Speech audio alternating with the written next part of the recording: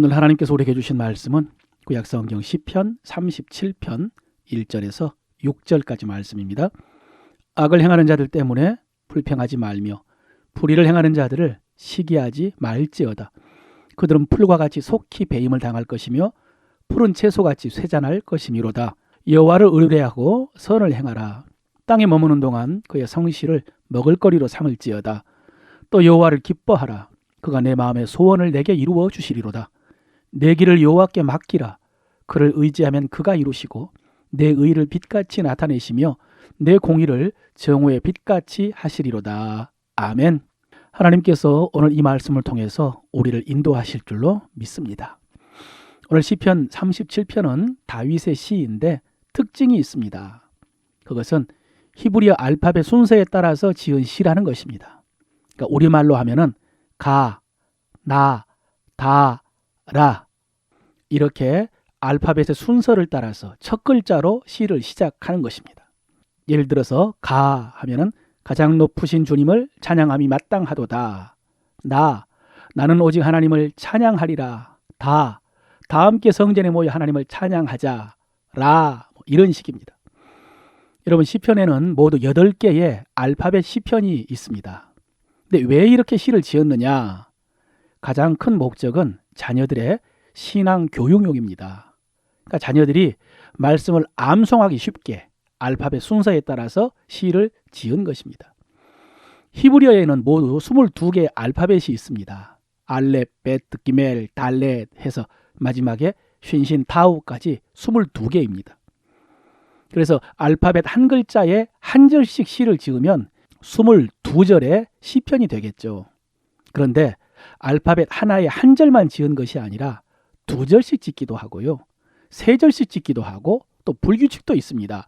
2절, 3절, 1절 이렇게.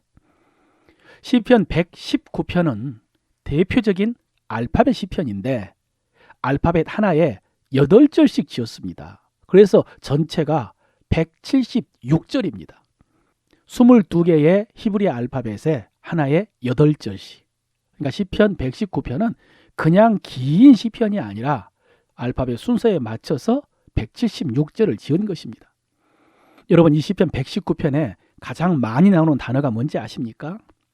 이런 단어들입니다. 율법, 율례, 법도, 말씀, 계명, 규례, 증거 이런 단어들입니다. 이런 단어들이 한 절에 1개 이상 반드시 들어 있습니다. 이게 뭐죠? 하나님의 말씀입니다. 그래서 시편 119편은 자녀들에게 하나님의 말씀이 얼마나 중요한지 그리고 하나님의 말씀을 얼마나 사모해야 되는지를 가르치기 위해서 이렇게 긴 시를 지은 것입니다. 그렇다면 오늘 읽은 시편 37편에는 어떤 단어가 가장 많이 나오느냐? 우리가 다 읽진 않았지만요. 악인, 의인, 여호와 이 단어가 계속 등장합니다. 이게 주제입니다. 37편 1절을 볼까요? 악을 행하는 자들 때문에 불평하지 말며 불의를 행하는 자들을 시기하지 말지니라. 아멘. 여러분 세상에는 이런 악한 사람들이 많습니다. 악인들이 가득합니다. 이 악인들 때문에 많은 사람들이 고통을 당합니다. 특히 약한 사람들이 고통을 당하죠. 힘없는 사람. 그리고 착한 사람들, 의로운 사람들이 고통을 당합니다. 이런 모습을 볼 때마다 하나님을 믿는 우리는 이런 생각을 합니다. 하나님 뭐 하시나? 저런 사람들에게 벌 내리지 않고. 그런데 여러분 이런 생각을 하나님을 믿는 성도들만 하는 것이 아니라 하나님을 믿지 않는 사람들도 했습니다. 불신자들도요. 하나님 뭐 하시나 저런 사람 심판하지 않고 이런 생각을 합니다. 그런데 그 믿지 않은 사람들은 어떻게 결론을 내느냐? 하나님이 계시다면 저렇게 악한 사람들을 그냥 놔두실 리가 없다. 그러므로 하나님은 없다. 이렇게 결론을 내립니다. 노벨 문학상을 탄 엘리 비젤이라는 작가가 쓴 밤이라는 소설이 있습니다. 엘리 비젤은 루마니아 태생의 유대인입니다. 그는 2차 대전 때 유대인의 수용소 홀로코스트 대학살을 경험했습니다.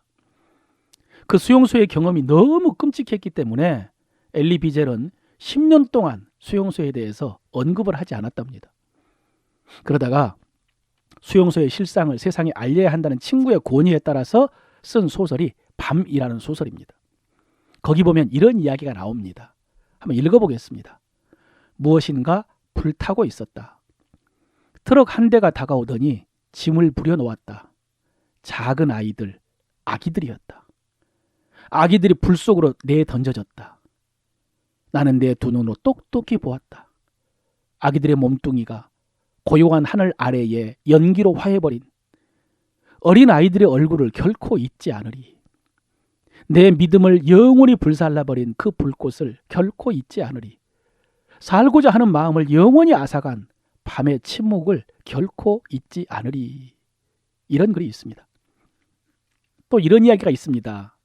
이 밤이라는 소설에서 가장 많이 알려진 유명한 이야기입니다.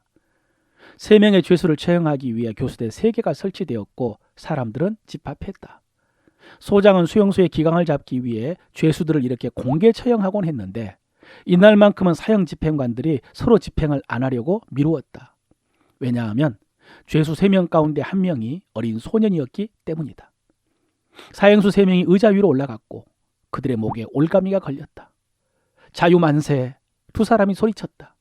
그러나 소년은 말이 없었다. 누군가 내 뒤에서 물었다. 자비로운 하나님은 어디 있는가? 신호가 떨어지자 의자 3개가 넘어졌다. 우리는 모두 흐느끼고 있었다. 수용소는 찬물을 끼얹은 듯 조용했다.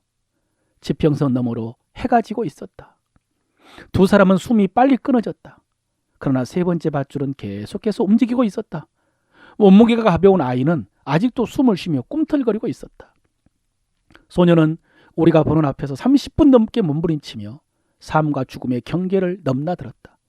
우리는 가까이서 소년을 보아야만 했다. 그의 혀는 아직도 붉었고 그의 눈은 여전히 감기지 않았다.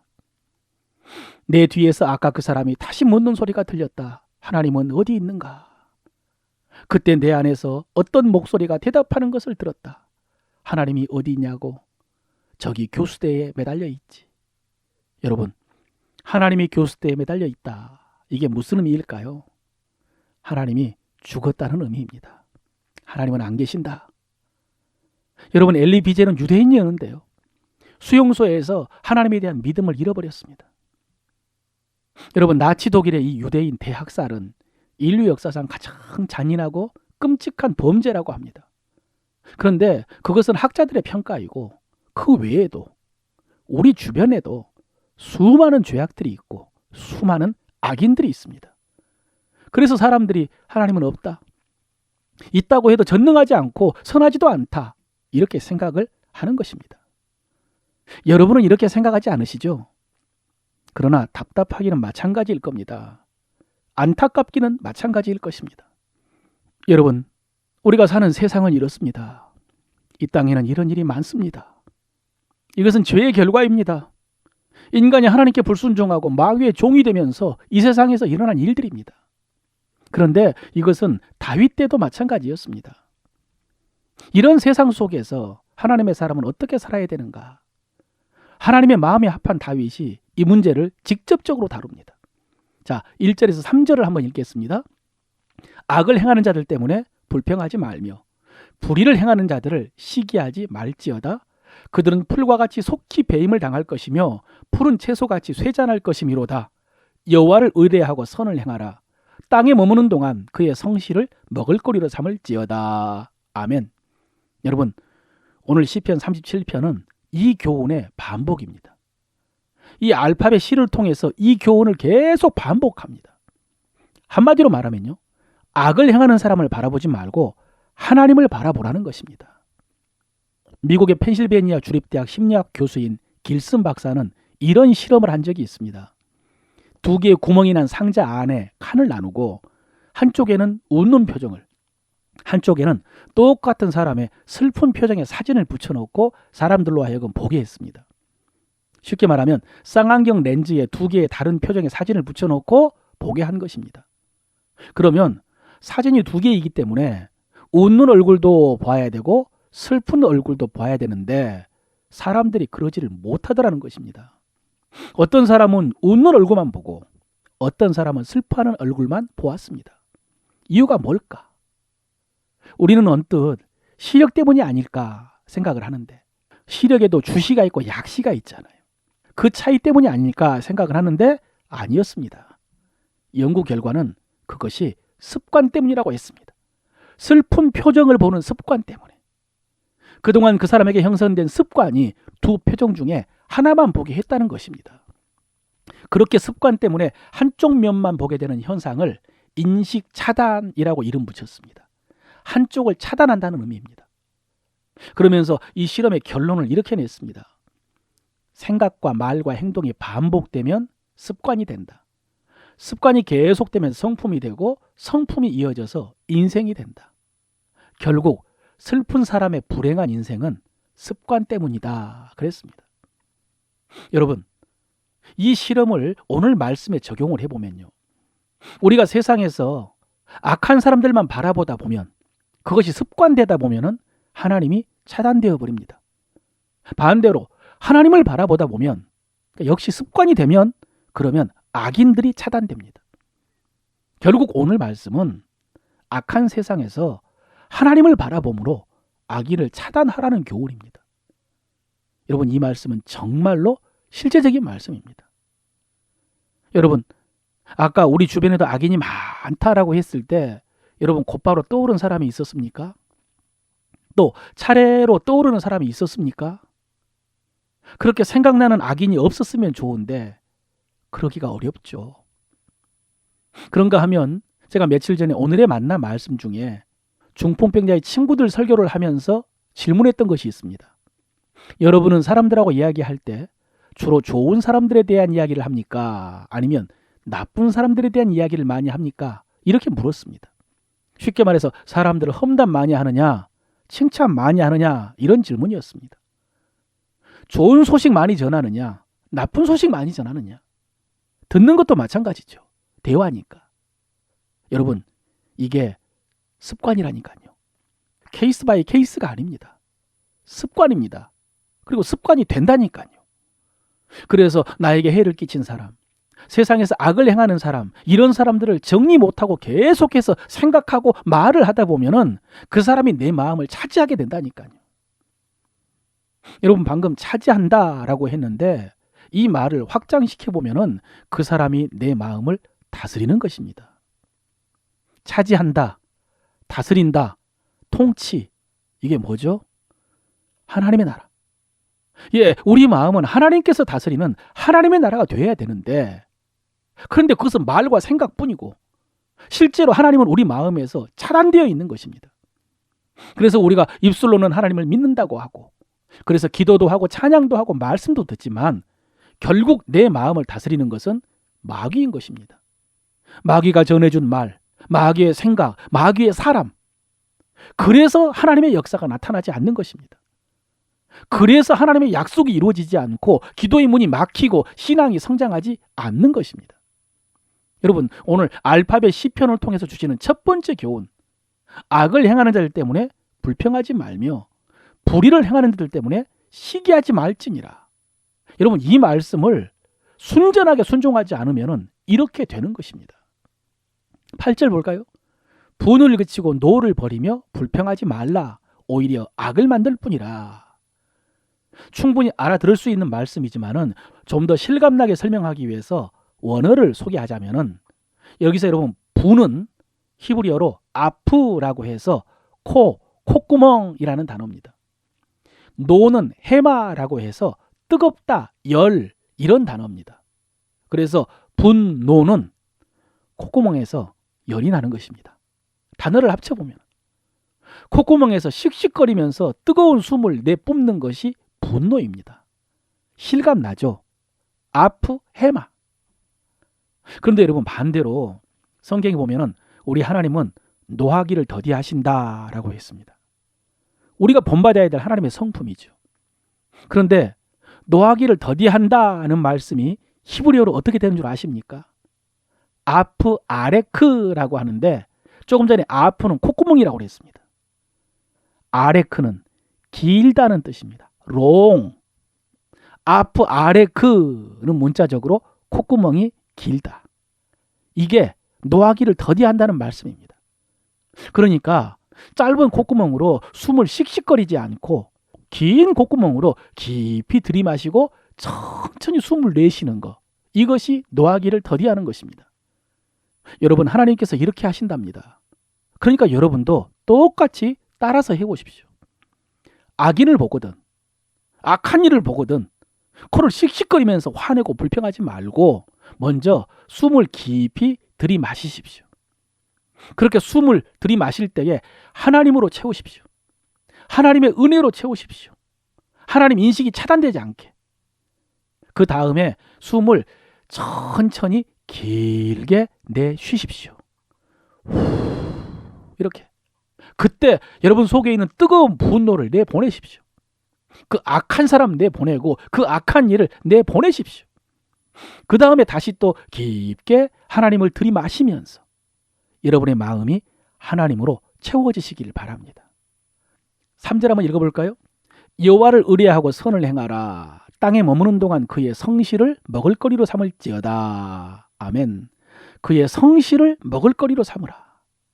여러분, 짧게 설명하겠습니다. 요즘 우리나라에 유행하는 것 가운데 먹방이라는 것이 있습니다. 먹는 방송의 줄임말인데요. 여러분, 요즘에 이 먹방이 술을 세기도 힘들 만큼 많습니다. 먹는 프로그램, 음식을 만드는 프로그램뿐만 아니라 여러 프로그램에서 먹는 장면을 그렇게 많이 내보냅니다. 아마 우리나라 음식이 그렇게 맛있고 또 우리나라 사람들이 그렇게 먹는 것을 좋아해서 그런 것 같습니다.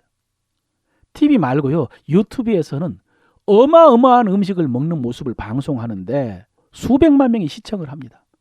그러니까 저 같은 사람은 이해하기가 힘듭니다. 그러나 현실입니다. 여러분, 이렇게 먹는 것을 좋아하고 먹는 것이 중요한 이 시대, 이 땅에서 오늘 성경은 우리 성도들에게 여호와의 성실로 먹거리를 삼으라 라고 하십니다. 무엇으로요? 여호와의 성실. 여호와의 성실을 먹거리로 삼아라. 여러분, 여호와의 성실이라는 말은 그 하나님의 진실하심, 신실하심, 믿을 만한, 약속을 잘 지키는 그런 뜻입니다. 그러니까 앞에서는 하나님의 은혜로 숨을 쉬라고 했고요. 이번에는 하나님의 성실하심으로 양식을 삼으라고 하십니다. 그럼 하나님은 무엇에 성실하시느냐? 무엇에 신실하시냐? 이런 말씀이죠. 2절에 그들은 풀과 같이 속히 배임을 당할 것이며 푸른 채소같이 쇠잔할 것이미로다. 이 약속에 성실하다는 것입니다. 또 22절에 보면은 주의 복을 받은 자들은 땅을 차지하고 주의 저주를 받은 자들은 끊어지리로다. 이런 말씀에 성실하십니다. 34절 여호와를 바라고 그의 도를 지키라. 그리하면 내가 땅을 차지하게 하실 것이라. 악인이 끊어질 때에 내가 똑똑히 보리로다. 여러분, 더 많은데 짧은 내용만 읽은 것입니다. 우리 하나님은 이런 약속에 성실하십니다. 한마디로 악인은 심판하시고 의인에게 복을 주시는 것에 성실하십니다. 사랑하는 성도 여러분, 우리 하나님은 지금도 이 약속을 이루고 계시고 반드시 성취하실 줄로 믿으시기를 바랍니다.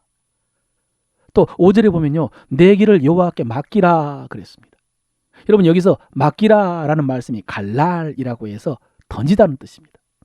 그래서 다윗은 시편에서요, 내 짐을 여호와께 맡기라 그랬습니다. 갈랄, 던지라. 네 짐을 하나님 앞에 던지라. 그러니까 여러분, 오늘 성전에 짐 지고 왔으면 그거 다시 지고 가면 안 됩니다. 그 짐 하나님께 던지십시오.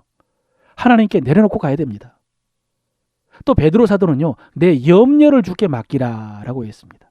염려.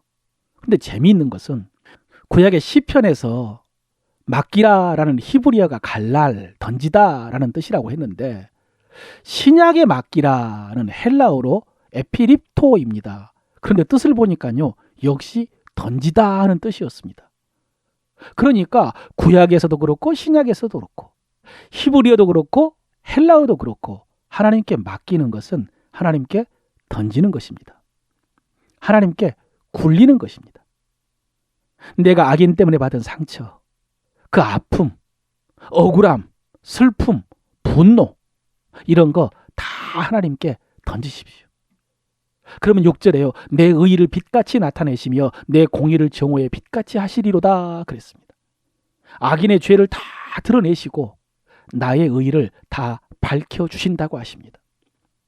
우리가 억울함이 참 많은데, 할 말이 참 많은데 하나님께서 정오의 빛같이 명명백백하게 드러내실 것이라고 하십니다. 그러니 악인에 대해서, 악한 일에 대해서 하나님께 던져버리십시오. 그리고 9절에서 11절입니다. 진실로 악을 행하는 자는 끊어질 것이나 여호와를 소망하는 자들은 땅을 차지하리로다. 잠시 후에 악인이 없어지리니 내가 그것을 자세히 살필지라도 없으리로다. 그러나 온유한 자들은 땅을 차지하며 풍성한 화평으로 즐거워하리로다. 반복되는 동일한 약속입니다마는 마지막 11절이 눈에 띕니다. 온유한 자들은 땅을 차지하리로다. 여러분, 어디서 들어본 말씀 아닙니까? 어디죠? 팔복에서요. 온유한 자는 복이 있나니 땅을 기업으로 받을 것이며, 주님이 말씀하셨습니다. 근데 여러분, 이 말씀이 오늘 시편 37편에서 나온 말씀입니다. 여러분, 온유라는 말씀은 성경에 많이 나옵니다. 먼저 이 온유는 우리가 본받아야 될 주님의 성품입니다. 나는 마음이 온유하고 겸손하니 나의 멍에를 메고 내게 배우라 라고 하셨습니다. 그래서 우리는 주님의 온유를 배워야 됩니다. 그리고 우리가 맺혀야 될 성령의 열매 가운데 온유가 있습니다. 충성, 온유, 절제라고 했잖아요.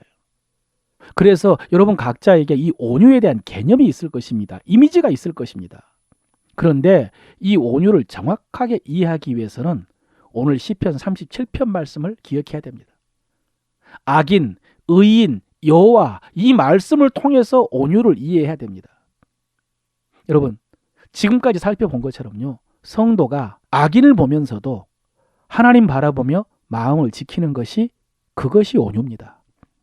성도가 그냥 부드럽고 친절하고 상냥하고 겸손한 것이 아니라 악한 일을 보면서도 하나님의 심판 믿고 불평하지 않고 씩씩거리지 않고 평안한 것이, 그것이 온유입니다.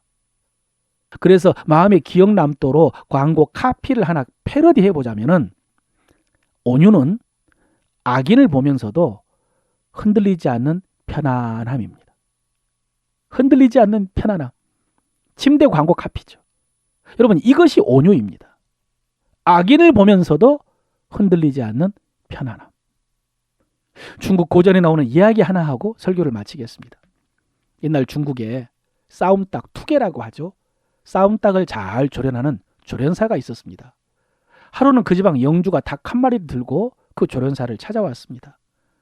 그 닭은 몸집도 크고 그 벼슬도 붉고 탐스러워서 제법 싸움깨나 하게 생겼는데, 다른 닭 앞에만 가면은 영 비실비실 도망만 다닙니다.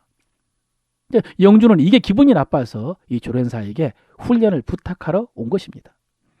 조련사는 걱정 말고 맡기고 가라고 했습니다. 영주가 한 달 뒤에 가보았더니 그 닭이요, 그 사이에 눈이 제법 또랑또랑해졌습니다. 그래서 이제 좀 꼴이 되어 가는구나 라고 생각을 했습니다. 한 달 뒤에 가봤더니 이제는 보이는 닭마다 달려들어서 싸우고 그야말로 쌈닭이 되었습니다. 그래서 영주는 이제 됐다 생각을 하고 닭을 데리고 가려고 했습니다. 그런데 조련사가 한 달만 더 두고 가라고 합니다. 그래서 한 달 후에 가보았더니 이 닭이 마당 한가운데 조용히 서 있었습니다. 지난번처럼 사납지도 않고요, 날뛰지도 않았습니다. 그런데 다른 닭들이 이 닭에게 감히 대들지를 못합니다. 모두 숨을 죽이면서 눈치만 보고 있었습니다. 영주는 그 모습을 보고 감탄이 나왔습니다. 여러분, 닭이지만 멋있지 않습니까? 이 닭에게 있는 위엄, 이것이 오늘 말씀 속에 나오는 온유한 자의 모습입니다. 어떻게 하면 이렇게 될 수 있다고요? 악한 사람 바라보지 않고 하나님만 바라보다 보면 이렇게 됩니다. 악한 사람 마음에 품지 않고 하나님을 내 마음에 채우다 보면, 악한 사람 때문에 내 입으로 불평하고 원망하지 않고 하나님의 성실하심으로 양식을 삼다 보면 우리는 이렇게 온유한 자가 되어 이 땅을 차지하게 될 것이라고 말씀하십니다. 사랑하는 성도 여러분, 예수 믿고 천국 가는 것은 우리의 목표가 아닙니다. 우리는 일단 이 땅에서 하나님의 나라를 세우는 것이 목표입니다. 이 땅을 차지하고 이 땅을 다스리는 것이 우리의 사명입니다. 이 땅에 가득한 악인, 그 악한 일을 바라보면서 여러분 마음 빼앗기지 말고, 그 악한 인간에 대한 말은 여러분의 입에 올리지도 말고 하나님만 바라보면서 하나님의 은혜로 숨쉬고 하나님의 성실로 양식을 삼음으로 온유한 자가 될 때 우리는 이 땅을 차지하게 될 것입니다. 이 땅을 얻고 사람을 얻고 재물을 얻고 영광을 얻게 될 것입니다. 사랑하는 성도 여러분, 이것이 여러분의 기업이요 간증이요 찬송이 되시기를 주의 이름으로 축원합니다.